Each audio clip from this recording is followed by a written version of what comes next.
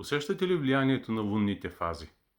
Някои хора са много чувствителни и ги усещат. Особено новолунието и пълнолунието, които са с най-силно влияние. И понякога тези чувства, тези преживявания могат да са предизвикателни.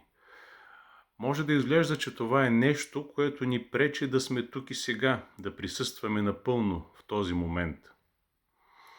Това, което е добре да направим, е да включим.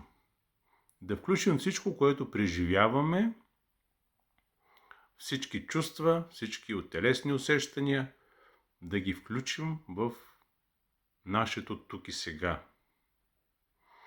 Това е нещо, което направихме вчера на констелацията за новолунието в Риби. Това, което се появи в един момент, беше едно преживяване, едно усещане за бързане, едно преживяване, че няма време. И в известен смисъл това е свързано с мита за Риби.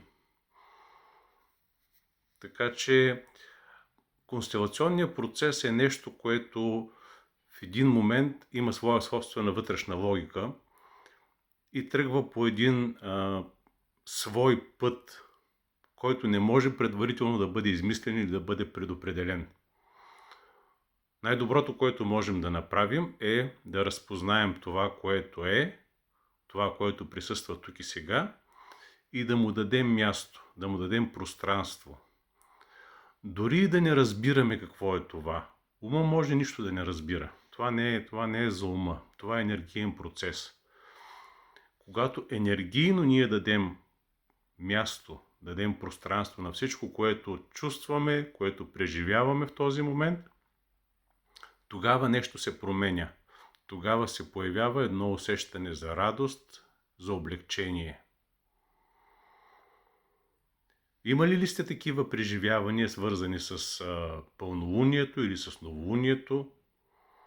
Какво ви помага да се почувствате по-добре? Напишете го в коментар.